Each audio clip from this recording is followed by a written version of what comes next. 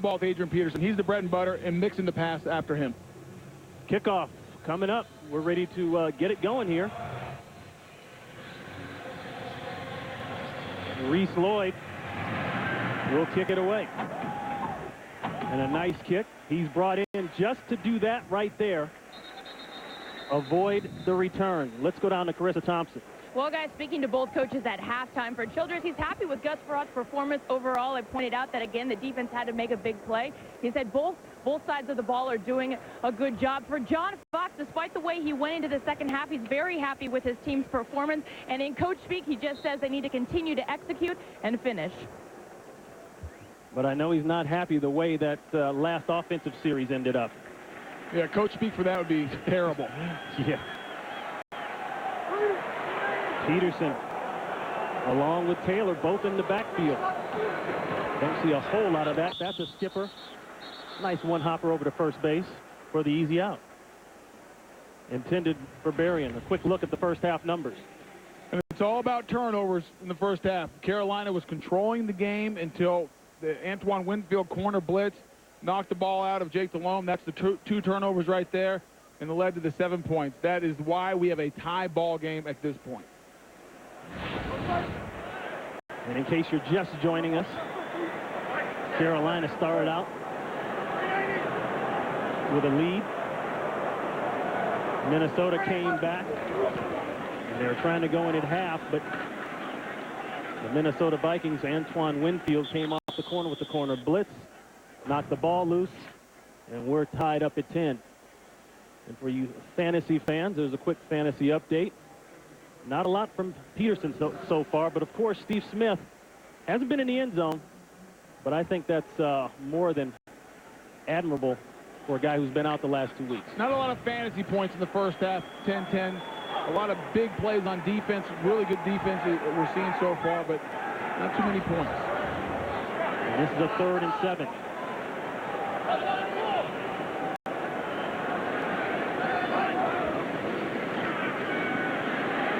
Pressure on Frerotte. Looking deep. His man's got a step. It's caught. Berrien. He makes up for the drop early on. Working on the safety back there, Charles Godfrey. 48 big ones. That's why Gus Frerott's starting now, and that's why they signed Bernard Berrien to the big contract. He's going to run in here, fake the post, and then just break it off deep, and Gus Frerotte with the big arm leads him nicely. He gets the safety to turn his hips. They're in a cover 2. Charles Godfrey, the rookie, is a 2-deep safety. He bites for the post in the middle of the field. Berrien breaks it off, and it's a perfect throw. 48 yards, and that is the longest offensive play of the year thus far for the Vikings. Number 78 offense, 5-yard penalty. First down. And they give a little bit of it back. That's the veteran. You're not going to see that very often. Matt Burke at center. And Tony, you talked about the big money Berrien coming in as a free agent from Chicago. That'll be about as fired up as you see for that kid. Doesn't want to show he's been in too many big games. He doesn't want to show too much emotion too soon. 1st and 15 after the penalty. Looking for the quick one, batted away. Timoyatu may have gotten a hand on that.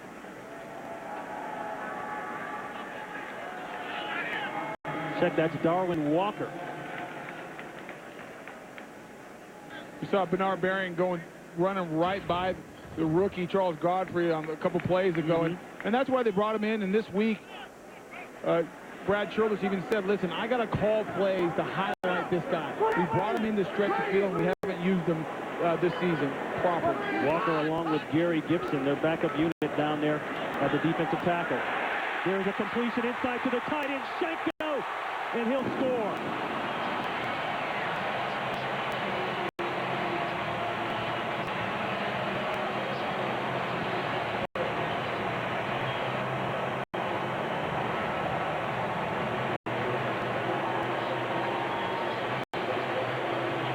.34 yards for Ront to Vasanti. And he didn't drop that one. He caught it and finished the play, something he didn't do last week. against the Colts. His first season. And the Vikings picking up right where they left off at the half. They march right down a big pass play to Bernard Berrien, Nashenko, and they go up here in the third quarter. And by Burger King. Have it your way.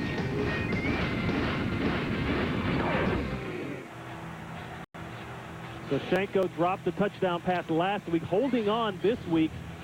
And for Minnesota, that's 17 unanswered points.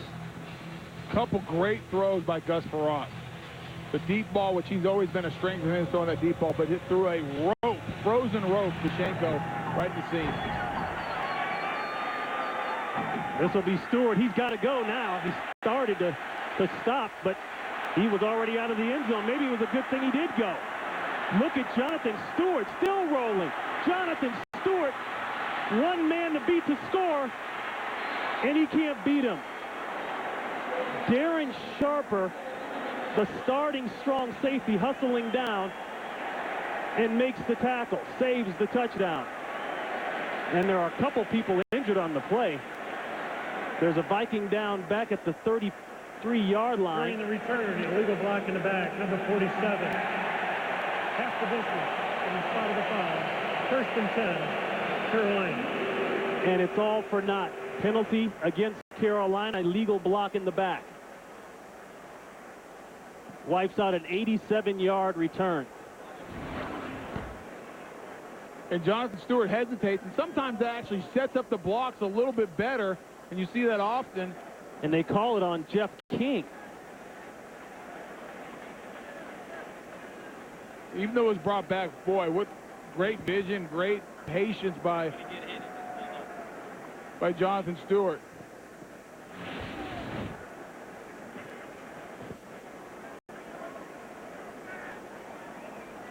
And the Viking down is Vinny Churchu.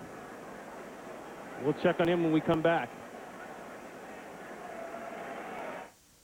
Keeps on dancing, but not a lot of dancing on the Carolina Panthers sideline. A huge kickoff return at the right time, wiped out by the penalty.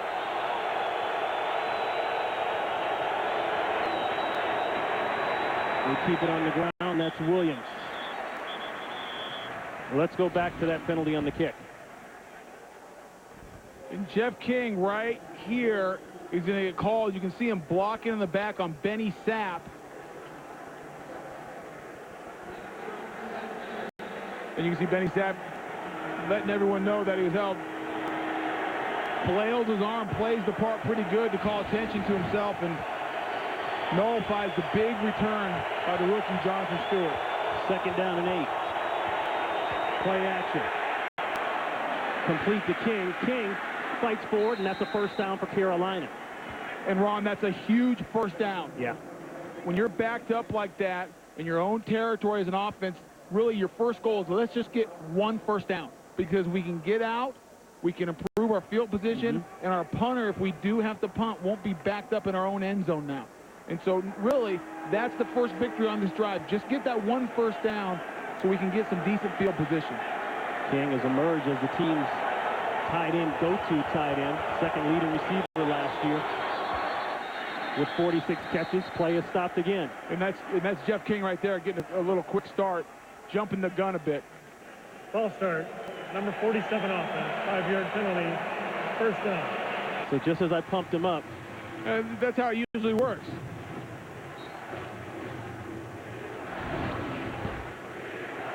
Here's Jeff King right there going up against Ray Edwards. He's going to try to get the quick release, and either he's just faster than everyone else or he cheated. And Tony, this team is still looking for that replacement for a guy they had a long time ago when the franchise first came on the scene, Wesley Balls. First and 15. They go back to King, but not much there. Boy, E.J. Henderson is a guy that brings so much energy to the field. Where the ball is, you will find number 56. Well, he's made it in the run and pass today. He's been a ball hawk, getting after everybody. And watch Ray Edwards getting after Jake Delhomme here. He's going to get some late pressure. Had him in the old wrestling headlock. And DeLone's looking for a little bit of help, maybe a yellow flag, but Ray Edwards was just going down, natural progression, didn't slam him. Clean play. Second and long, going deep, looking for Smith. Nothing there. No contact that they would call anyways. And that's pretty solid coverage there by Terrell Johnson. That's Cedric Griffin trailing him, but good job. Ooh. If they wanted to, I take that back. That they could call cutoff. You are not allowed as a defensive back to cut the receiver off. And he wasn't looking back at the ball. He got away with one. I was going to say, he did get away with one. At first glance, it looked like a really good play, but from that angle, wouldn't have blamed the official for throwing the flag at all. So it's a 3rd and 12, and you can hear the noise. Look at him trying to communicate.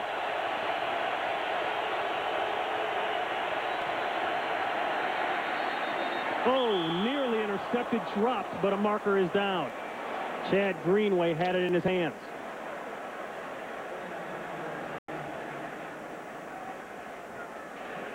False start. Number 88 offense. 5-yard penalty. 3rd down. Tony, we've been talking about it all day. The noise in this place causes so many problems. It's definite. You cannot hear. You have to focus, and if you are the tackle or the tight end, and even the guard, sometimes you have to turn your head in and literally watch the ball.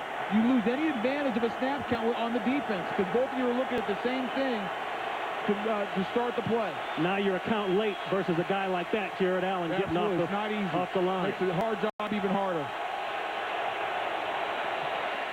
The safe bet, the draw, Williams, and Williams will be well short of the first down. E.J. Henderson. So 4 false starts today for Carolina. And the defense is off the field. On comes the punt team for Carolina. And Carolina fans at home might be saying, frustrated with that call. But Jeff Davidson, that's a smart thing. You're backed up. It's loud. There's no reason to do something stupid and allow Minnesota's defense to make a big play again.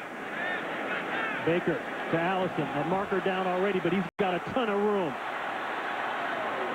Nice open field tackle there. That's Nate Sally.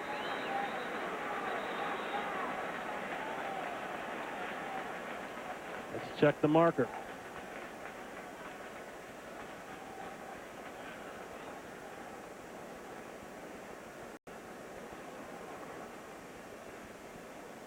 John Perry's arm is about to fall off. I was going to say, the game's getting a little sloppy. From the start, we've had penalties, and it continues.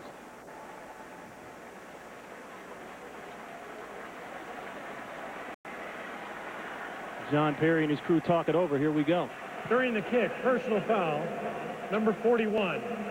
Blocking the kicking team member out of bounds. 15-yard penalty, 1st and 10, Minnesota.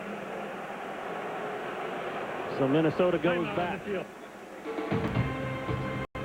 17-10 Vikings here in the 3rd quarter. Game started off behind. They started off throwing the ball. That didn't work too well. They got Adrian Peterson going. And if you look at Farrat's numbers, efficient, I would say. Nothing great, but he's not killing the team on the same vein. Peterson. Somebody loses a lid out there. That's Brayton. Not a lot for Peterson. And some key plays thus far in the game. Just before the half, the corner blitz. Never saw it coming. Antoine Winfield with the sack, the fumble recovery, and the touchdown. And then the deep ball here to Bernard Berrien. And that led directly to that play. The touchdown strike to Vasante Shenko. 9 minutes to play here in the 3rd quarter. 2nd down and 8.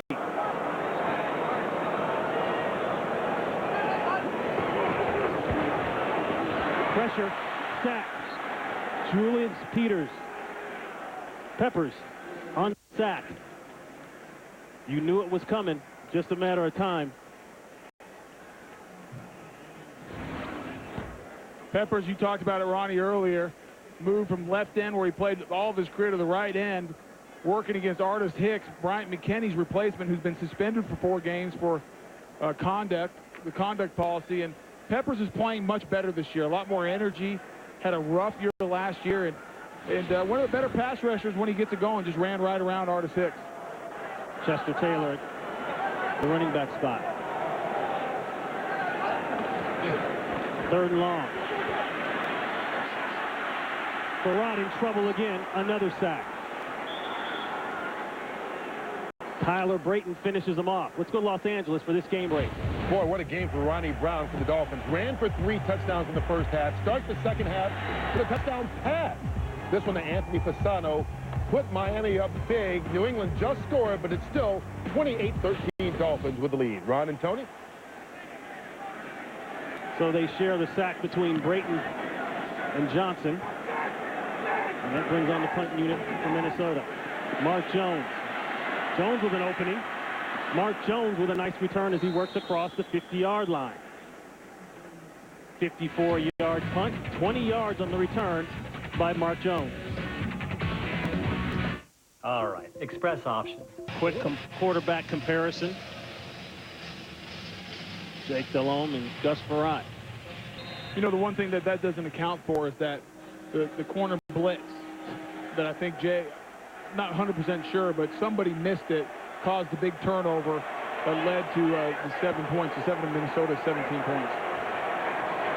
1st and 10, give to Williams. Not a lot. Chad Greenway with the tackle. Great field position for the Carolina Panthers. Their defense did their job. Special teams with the nice return by Mark Jones. And now this is where, hey, you're down, you're on the road. Have struggled a little bit, sputtered offensively. You got to establish yourself here, establish your will, start getting after you again. Look for them to find Steve Smith. See if they can get the right matchup with Steve Smith. Smith at the bottom of your screen. A pickup of 1 on the previous play. The give again to Williams. He got 3 that time. Kevin Williams on the tackle. Thought it was interesting what Jake Delhomme told us the other day. Said, I actually text Peyton Manning and I said, hey, first of all, you must be real sore after last week's game. And then second of all, what do I got to do to beat these guys? He watched the film, and Peyton Manning was getting hit all day long by this Vikings front 4. And Jake Delhomme knew coming into today it was going to be a physical matchup, and he was going to get banged around a little bit. 3rd and 6. There it is. Ball is loose.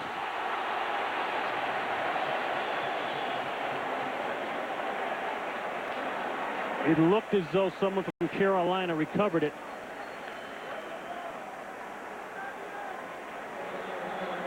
Carolina holds on to the ball, but it doesn't matter. It's 4th down, and that pressure, once again, that's the reason Peyton Manning was sore from last week. And it was from out of the secondary. Is Tyrell Johnson coming on the blitz? They dropped DJ Henderson. Tyrell Johnson, the rookie, is the one with Chad Greenway who forced the turnover. The Vikings very aggressively bringing people from every angle. First was the corner at the end of the first half, now the safety. Baker with the kick. Allison with the fair catch at the 12-yard line. 17-10 Vikings. Offense, you can see 183 yards per game. Their average rushing this year. Today, far from that. And they need to get back to that. And I thought they would have some success after watching Matt Forte, the rookie for the Chicago Bears last week, have some success in that game against the Carolina Panthers. But the Panthers have done a great job of shutting down Peterson so far. Taylor takes a hit inside. Beeson is there along with Godfrey. And that was really what was so disheartening about last week in the loss to Indianapolis. You rush for 179 yards and you can't win the game. Well, hey, I mean, that's why they're throwing it today. I mean, it's through the air that they've had all their success. And Peterson came in, beat up a little bit with the hamstring. I mean, maybe that's why we're seeing a little bit more Chester Taylor. They've really never gotten Peterson into a rhythm so far. But Farad made up with his right arm. 2nd and 7 throw. The deep comeback. There it is. 1st down. Berrien starting to get going. You talked earlier, Tony, about the big money of Berrien. Brought in as a free agent, signed a 6-year, $16 million guaranteed contract. And Artis Hicks makes that deep comeback work and allows that pass to happen to Bernard Berrien, doing a good job of locking down after getting beat the last series by Julius Pepper, stopping the inside move. And you said it, when a guy runs by a corner like that, they play a little softer. Yeah, put that deep fear in your heart.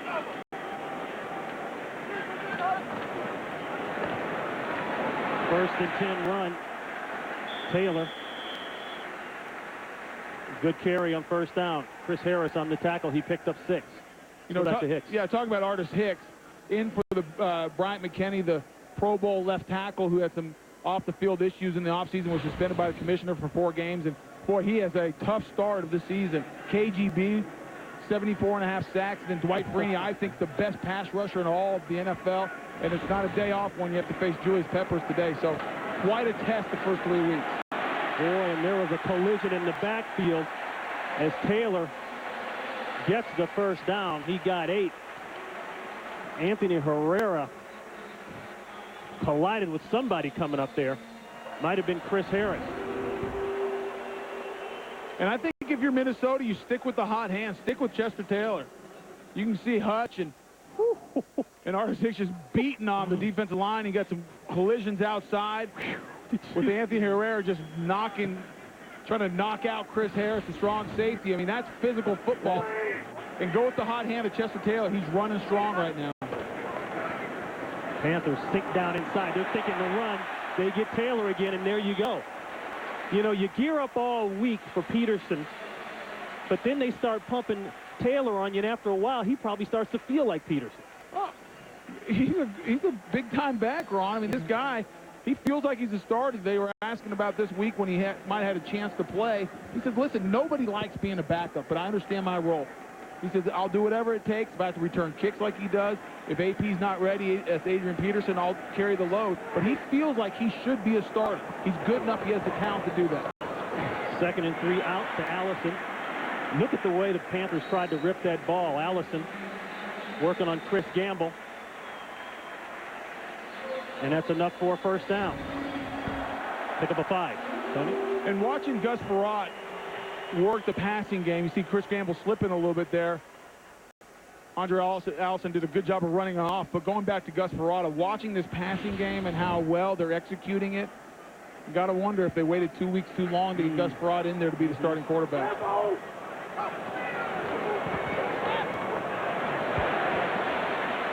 Frerotte looking, no place to go. He might as well take off and run it now. And he runs out of bounds. A little bit of contact on the sidelines. And it didn't look like Beeson tried to maul him. No, it looked much worse than it was. John Beeson's a smart player. And he was trying to help out, making sure he knows better that if he hits Gus Frerotte on the sidelines that he's going to be in trouble. Yeah, he tried to hold him up. He's trying to hold him up, and Gus Frerotte just gets tangled up a little bit there. And right, no call by the officials. Way to watch the whole play and understand what exactly was going on. And now that's the one difference, or the one thing Gus Ferotte's not going to give. He gets outside the pocket. He's not taking off like Tavares Jackson. You better hurry up and snap the ball. Just get the play off. 2nd and 7. Nothing going on there. Nice play in the backfield. That's Charles Johnson, backup defensive end, 2nd-year man out of Georgia. Hey, if you think you're going to come in and run the ball down the middle of the field on this Panther team, you better think again. Nice force there by Harris as well. Yeah, they brought the strong safety in, Chris Harris, down, like you said, Chris Harris. Chester Taylor wanted to bounce it outside and get outside to some daylight, but Chris Harris did a good job of just controlling the gap. That's what you want to do on defense. Just control your area and trust your teammates will do their job. 3rd and 3. Check that 3rd and 9. Throwback screen, it's open. Mills with a leaping effort and a first down. Brought down by Gamble, but he got 10 yards, and more importantly, the first down. Great play call by Darrell Bevel. They're going to fake the little screen to the guy you think they're going to go to, Chester Taylor. I mean, with Chester Taylor and playmakers out there, I don't think you're keying Garrett Mills if you're the Carolina Panthers. Great job of faking the screen one way, and you saw the offensive line get out in front, and Garrett Mills just got enough to get the first down. Now they'll go back to the pound game. That's Taylor. And that is the end of the first quarter. It's been all about Minnesota. They're up by 7. Fox NFL Sunday continues after these messages and a word from your local Fox station. Minneapolis, Ron Pitts, Tony Baselli. And Tony, we talk about this game, 7-point game, but it feels like for Carolina, they can't afford to give up another touchdown. No, they can't. Minnesota's controlling the ball right now at the offense. They're doing a good job of mixing, running, pass. And you said it, Ron. I don't know if Carolina can afford to go down 2 touchdowns. Just from a momentum standpoint, Peterson, nice job on the perimeter there. Niall Diggs is there along with a couple others. Here's a look at the third quarter numbers. And you can see Minnesota really started taking control. The difference in total yards, 130 to 25, and then the 6 first downs, time of possession, everything leaning towards Minnesota. And when we talk about Carolina not being able to afford to give up a touchdown, that doesn't mean the game's over or anything. Right. But because you can score 2 times easy in the fourth quarter, but going against a tough defense like Minnesota, and when momentum's on the Viking side, you really need your defense to step up. Speaking from a momentum standpoint, 3rd and 4. Empty backfield throw and a completion to Bobby Wade. Marshall on the coverage. When you talk about Gus Frerotte and a tale of 2 different halves, he's clearly different this half from the first half. And Bobby Wade just going to work a little out route, and these were the throws that Tavares Jackson was not making. Routine throws to move the chain on 3rd down. Frerotte in the first half, 87 yards passing and an interception. Here in this quarter, in the second half, 114 yards. And look at this, Peterson. He is going. Chris Harris finally brings him down and brings him out of bounds. 14. You want to know why Hutchinson and Burke are 2 all-pros? Watch them combo block on the down guy and then get up to Beeson and cut him down and create a huge seam front side for Adrian Peterson. That's textbook.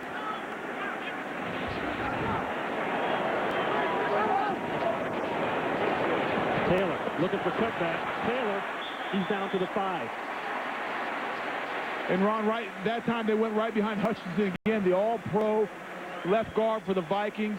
I mean, he is a road grader when it comes to run blocking. He doubled with Artis Hicks. They came right off his backside. Steve Hutchinson's really starting to enforce his will and dominating on the run. And shows the athletic ability to get up to the next level, linebacker level, and cutting down John Beeson.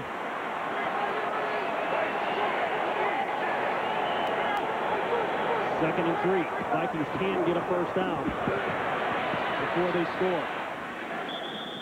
That's Taylor about a yard shy of the first down. Now, if you are Carolina Panthers and you want to figure out where the ball's going, just key on Hutchinson.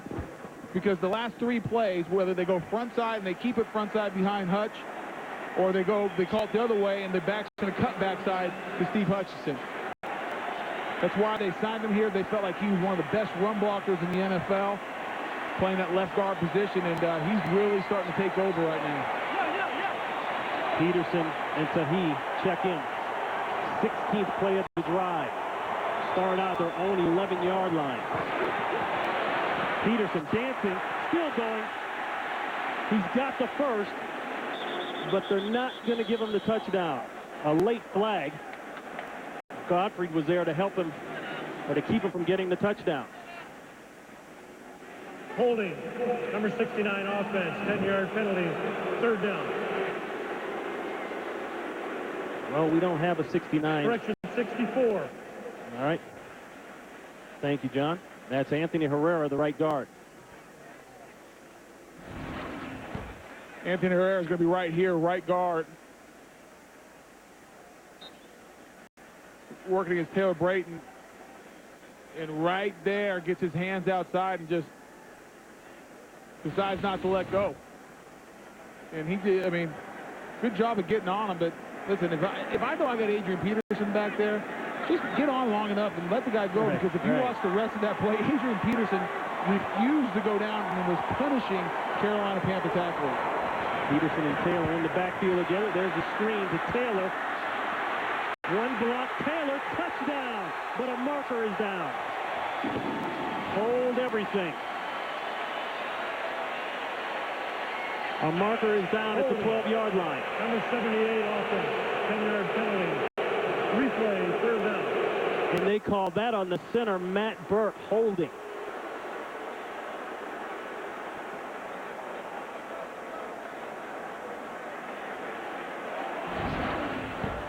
They set up the screen perfectly. Matt Burke's going to get out in front of him and Steve Hutchinson. And right there, I believe he's trying to block John Beeson.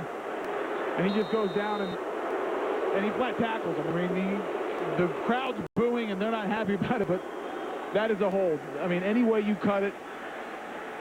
Woo, but that's a block right there. And that's called a decleater by Adrian Peterson. Look at the penalties.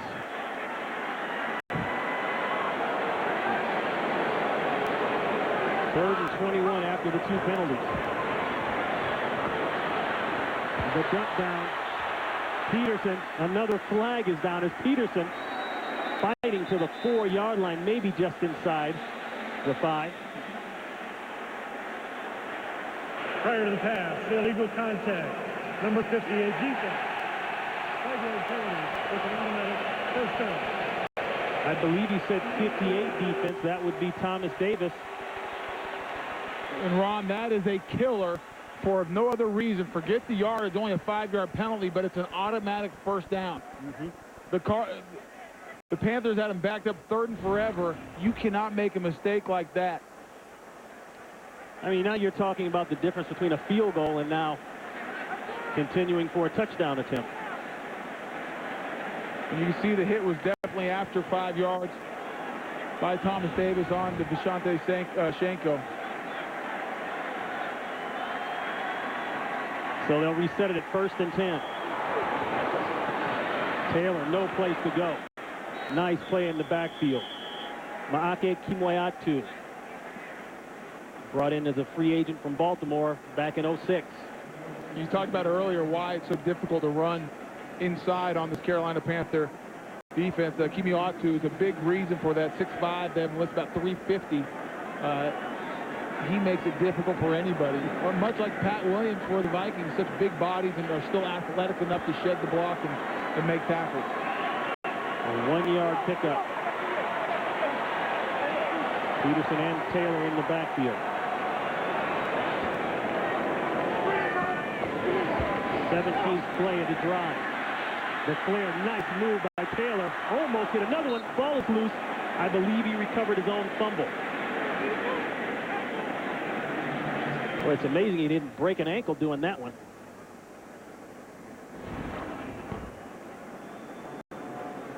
Look at this. It makes the first guy miss. And you're right about that. Oh, the ball boy. clearly out. Oh, he got lucky. I can't tell what. I believe it's that Ken Lucas who actually kicks the ball, or Richard Marshall, excuse me, kicks the ball right back to him.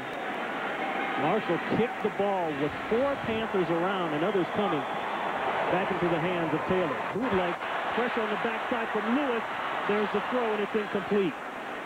Intended for Wade, and Damian Lewis had bad intentions. What a big 3 downs right there for the Carolina Panthers. You give the Vikings life again, and more times than not, when you give a team as good as the Vikings a second chance, they're going to make you pay. But they hung in there defensively and are going to force the field goal. It'll only be a 10-point game with plenty of time left, if they convert, I should say, with plenty of time left in the clock.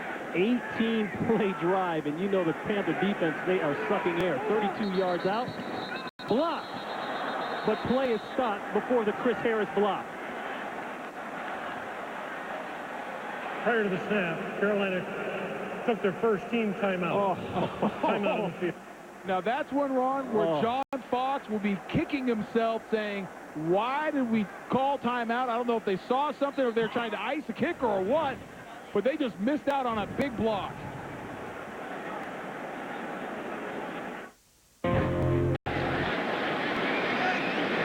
So they'll reset it. Another try for Minnesota. 32 yards again after the timeout. No block this time, and the timeout cost the Panthers 3 points. This might be pivotal in this game because it could have cost them 3 points. They have the block. You can see the official running in right here. And then the coach, those are 2 bad circles, but the coach's feet is John Fox running up the sideline because he's the only one who can call timeout, coach on the sideline. And so he's the one who stopped the play. And you got to believe you're not going to ice anyone on a 32-yarder, but he must have seen something he didn't like. Yeah. Stewart with a nice return. And he's out to the 35-yard line, 32 yards. And look at that. Carolina, needless to say, is a little cold right now on offense. Well, the defense is probably dying over there looking for oxygen. And this is where this offense needs to keep the defense off the field. They the Vikings just got done with a 19-play drive. And you know Julius Peppers and Beast and the rest of the guys are saying, okay, we need a break. 19 plays, but it chewed up 11 minutes of 34 seconds. It basically took the entire quarter from them. There's a completion across the middle, Muhsin Muhammad, and that's a Panther first down. Los Angeles, game break time. Here's Oh, look at these former Viking ball boy done good. Larry Fitzgerald of Arizona taking this one and making it look easy from Kurt Warner. 62 yards on the score. But the Redskins have come back. They lead at 24-17 in the fourth quarter. Keep in mind, Washington getting ready to face Dallas next Sunday in doubleheader action here on Fox. Ron and Tony. Apparently, age has no factor or bearing anymore, Tony. If you can throw the ball, we'll start your quarterback in the NFL. Rosario across the 50-yard line. Greenway with the initial tackle. Now, that was a little bit of a different play there. You had Dante Rosario and Steve Smith lined up on the same side. Usually, that's Steve Smith stepping back to get the quick pass and Rosario blocking. But they forced Steve Smith said, okay, let's see if we can sick him a little bit. Steve Smith went and laid a decent block and give Rosario the ball. And don't by any stretch of the imagination think this one is over. So plenty of time left. Jake Delhomme with 15 career game-winning drives in the last 2 wins. They came from behind. Stewart trying to get around the corner. Griffin is there first. Jared Allen working right here, and they're going to run a little crack play. Going to block down on him, pull Jordan Gross, try to get the corner, and that's a wide receiver. Muhsin Muhammad doing a good job, one of the more physical receivers in this league, not afraid to mix it up, getting in there, blocking one of the better defensive ends than Jared Allen. But Jared Allen's been quiet. Give a lot of credit to Jordan Gross so far, shutting down Jared Allen. Well, that's what Muhsin Muhammad is known for. 13 years in the league. 3rd and 5, play is stopped, markers are down. I think the crowd noise will be a factor again, Ron. Going against Carolina. False start, number 69 offense, 5-yard penalty, 3rd down. And Jordan Gross, their franchise player this year, has been doing pretty well in spite of the penalties. Yeah, we talked about Jordan Gross earlier, game within the game, and he's doing a great job taking away that penalty where he jumped offside of really nullifying Jared Allen in both the run and the pass. Jared Allen thought he could get physical with Jordan Gross. Jordan Gross isn't the biggest guy when it comes to left tackles, only 300 pounds. Jared Allen wanted to try to be physical with him, but right now Jordan Gross is getting the better of that matchup. 3rd and 10, pressure. Delhomme gets out of it, throws it away, but I don't see anybody in the area. Far from complete. Pressure by Allen, and that'll bring on the punt team for Carolina. Jared Allen right here, he's in a loop all the way inside on a stunt. They bring the blitz, Charles Gordon off the corner, and then Ryan Khalil, the center, does just a bad job of missing. Jared Allen looping all the way around and forcing Delhomme outside the pocket. Jason Baker will punt it away to Andre Allison. The protection holds up, high kick. Their catch called, and he dropped it. But he got it back. Keep your eye on the ball. That's a couple almost turnovers. One where they kicked the ball Right. back into the Vikings runner, and now the ball bounces right back to the Vikings. Good bounces for the Vikings. Isa. This week on Fox Saturday Baseball, you will see one of these games, all with playoff implications. The Fox Saturday Baseball Game of the Week returns this Saturday at 3:30 p.m. Eastern, 12:30 p.m. Pacific, only in high definition and only on Fox. Ronnie, the Mets going to be able to hang on after the disastrous I don't collapse know. last year? I'm talking about those Rays, man. Surprise team of the year, maybe, huh? Without a doubt. They wrap up a playoff berth. First and 10 run. That's Peterson. Maybe for a couple. And a quick look at our game summary. Adrian Peterson. Not a whole lot today. That's the second He's charge. been bothered by timeout. that hamstring. And it looked as though early, Tony, with the way they were passing the ball, that they were testing that hamstring out. Well, it also showed how much confidence they had in Gus Frerotte. I mean, if we'd have talked before the game and said, okay, Adrian Peterson's only going to have 13 carries for 58 yards, what kind of game do we expect? Well, you think the advantage would be Carolina, but Gus Frerotte, Bernard Berry, Deshante Shanko really have picked up the slack, and this passing game actually has some life. And the Carolina Panthers just called timeout as well, Ron. Already trying to conserve the clock. Down 2 scores, 10 points, 6:16 left. They have 1 timeout left. They need to get the Vikings off here on this series. Only allow 3 downs. Yeah, well, after that long drive, that 11-minute drive, 19-play drive, they know that they will end the game on them right here. They got to get them off the field. Peterson just pounds his way through, and that's a first down. Well, and the clock will run. Excuse me, I'm sorry, Ron, but this is where you start seeing the fatigue of this Carolina Panther defense. They just got off the field, 19-play drive. The offense didn't help them out to give them a break. And now you got this guy, who Matt Burke says runs like a man who's possessed, coming downhill at you and just is a battering ram. And when you get this tired and you're on the field all day in this second half, you start sucking wind, and it gets difficult to bring down a back like Adrian Peterson.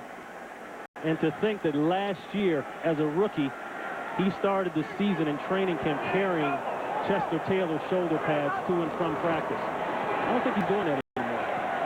There's Taylor. A little bit of after the whistle there. Damian Lewis on the tackle. When this clock becomes an issue now, we're getting down to the 5-minute mark. If you're the Carolina Panthers, it's starting to be critical of getting them off the field and giving your offense another chance. Listen, if they can get them off in this series, we're second and long, second and about 11. This is a critical down because you want to get them to 3rd and long, so force them to either throw the ball, which will stop the clock if it's incomplete, or just kind of give it up on a draw. And it hurt last drive to come away with nothing, not even 3 points, to make it easier on this drive. 2nd and 11. Peterson, and he works down close to about the 35-yard line. Now you see the tempers flaring. That's 2 in a row now. Robert Ferguson getting into it. Looks like Chris Gamble is involved as well. And then Carolina's going to burn their last timeout as well. Final timeout, Carolina. No timeouts for Carolina. 10-point game. Taylor with only 44, but 4 yards of track. You'll take that all day long if you're an OC. Offensive coordinator, 3rd and 6. Big conversion coming up. The dump off, and they can't make it work. Carolina will get the football.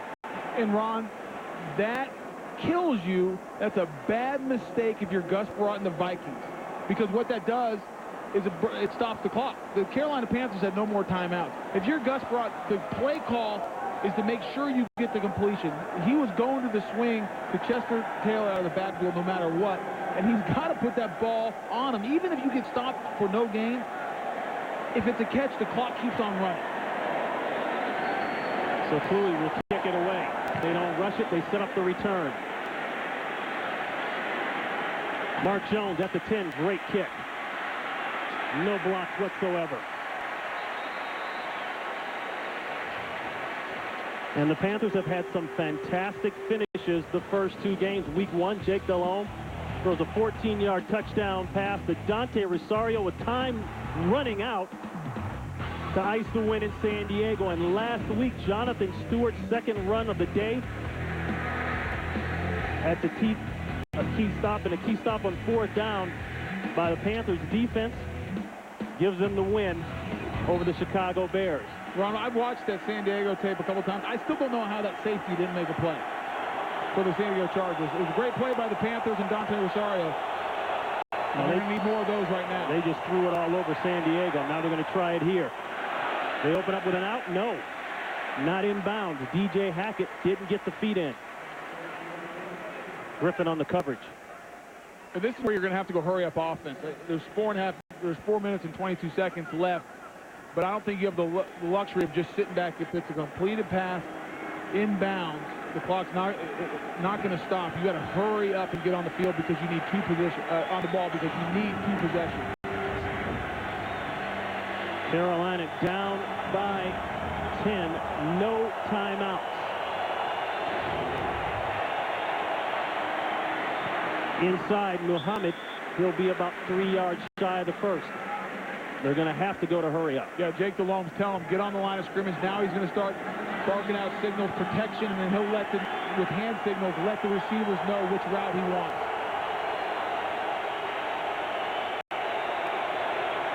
There's the first down.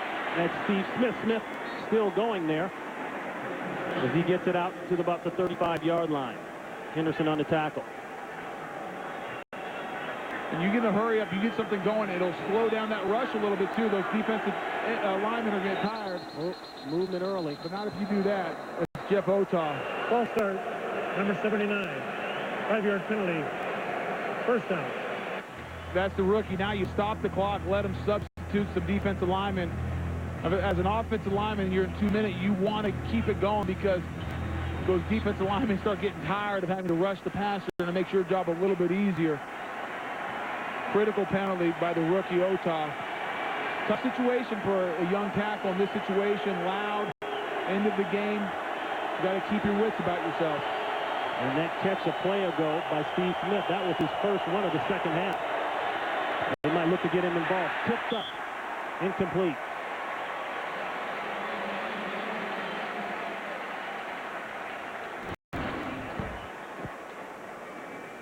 Those defensive linemen are taught if you're not going to get there, get your hands up, and Ray Edwards does it perfectly.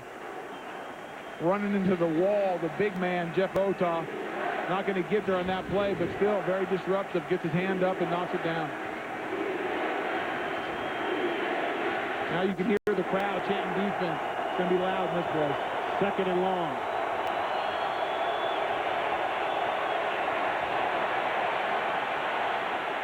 A heater inside, and there's Steve Smith. Smith almost broke it. Great throw by Delhomme. And a marker is down back upfield. 69 offense, 10-yard penalty. Second down. We have not called Jared Allen's name very much today, and Jordan Gross doing a good job, but boy, on this one, critical mistake by Jordan Gross. Jared Allen's going to work the inside move, and right there you can see the hand outside. And just takes him down. I think Jordan Gross actually would have gotten away with even that hand being outside if he would have just kept on moving his feet, not trying to bury him. And Jake Delhomme knows right away. It doesn't matter what Steve Smith is doing down the field. It's going to be for naught. Delhomme and Allen talking that one over. Just a drive killer. They reset it. Second and forever. Pressure. Delhomme goes down. Allen is there, along with Wims. Boy, after being quiet for a long time, somebody knew the lights are on and the stage was set to do something. And 2 plays in a row, Jared Allen with some good rushes. One time tries to come underneath with a power move, and that time you can tell he's in Jordan Gross's head a little bit. Just runs right around him.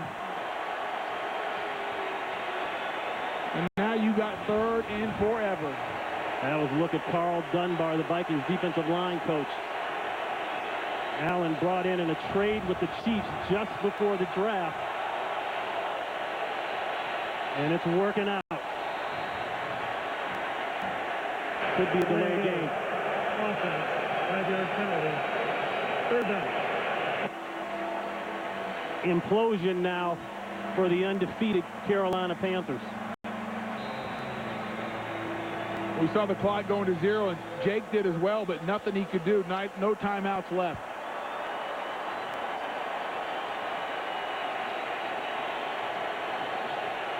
On the day, 6 false starts, 1 delay a game for the Carolina Panther offense. 3rd and 39.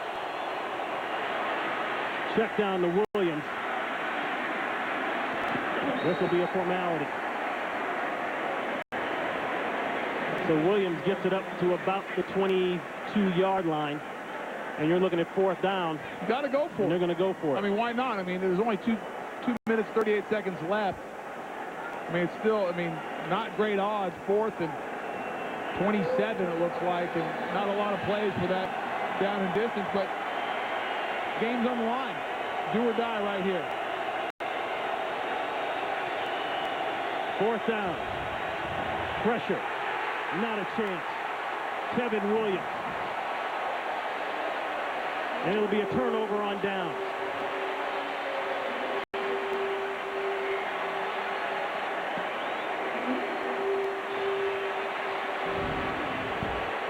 Kevin Williams working against Jeff Hangardner.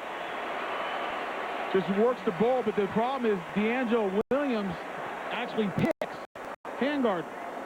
I mean, Jeff Hangardner has no chance. It's hard enough to block Kevin Williams when everything's going okay out for you, but if your tailback's going to get in your way and block you, you don't have a chance. And boy, Ron, this defense, boy, did they show up when they needed them most? Sure did. First half, nothing going your way if you're the Vikings offense. Antoine Winfield with the big corner blitz to get the 7 points going into halftime to tie it up. In the second half, this Vikings defense has been dominant. So they'll keep it on the ground here. That's Peterson. And this Vikings defense did a good job against the rush last week against Indianapolis. I mean, not saying a heck of a whole lot because Indy doesn't always run the ball as effectively as I'm sure they would like, but still. He's a He's a good solid back, right. So they knew coming into this game it was going to be tough, but I think, Tony, we talked about it earlier, the noise in this stadium, if you get behind, and that has always been my feeling as a player here doing games as an announcer, you get behind here, you've got a long road to go. First 3 quarters, but he got the motor going and was dominant in the 4th when it mattered the most. Give Jordan Gross credit for doing a good job early, but Jared Allen told us that he'll set up rushes for the whole day and then take advantage of situations when they present themselves. And Jared Allen, one of the smarter defensive ends in this league, he gets everything out of his ability. He studies hard, he studies opponents, and he had a game plan when he came in to face Jordan Gross. And it didn't look like it was working early, but boy, he executed to a T in the 4th quarter when the Vikings needed it. Quite a pass rusher, but Jordan Gross, take a good matchup today. Great matchup by 2 good players. 5 sacks by Minnesota's defense today. And a lot of people talking about Jared Allen, not even sure how he got out of Kansas City. Signed a huge contract, just under $74 million, making him at the time when he signed it the highest paid defensive player in the league. He was designated the franchise player by Kansas City, which meant he would have gotten $8.8 million for 1 year as part of the franchise tender, but they wanted a long-term deal. And his agent wanted a long-term deal. They couldn't get it worked out. So Allen said, hey, put me on the block, trade me. And guess what? It happened. Well, listen, I'm not in the front office, never have been. I don't understand, though, how you let a guy like Jared Allen get away. He's too good. I mean, when you groom and build players up to be the type of guys that Jared Allen is, and he had some off-the-field issues, but he cleaned up his act, and he's always been dominant on the field. He plays the game the right way. You don't let a guy like Jared Allen get out of your backyard. And they will just let it count down. A big win here at home for the Vikings. Their first win of the season came into this game 0-2. They said, we'll go ahead and make the quarterback change. Brad Childress did that on Wednesday. I mean, the only negative thing about the quarterback change after watching Gus Frerotte, Ron, you got to think, did they wait too long? I mean, it's still plenty of time. You're 1-2. I mean, you can do a lot of things, but the way Gus Frerotte threw the ball today is receivers, they were in timing, and with the running game that you've already established, it makes it a dangerous offense. So Carolina will get the ball back here. With time winding down, and we do one last game summary. The points off the turnovers. Hey, 7 is 7. And boy, look at the game E.J. Henderson had. We highlighted him early. Some great running through guys, jumping over people, playing the counter play perfect, the run plays. E.J. Henderson having a dynamic day from the middle linebacker position for the Vikings. Time permitting, we will be sending you to the Tampa Bay-Chicago game at the end of this one. And there's a hit sharper on DJ Hackett.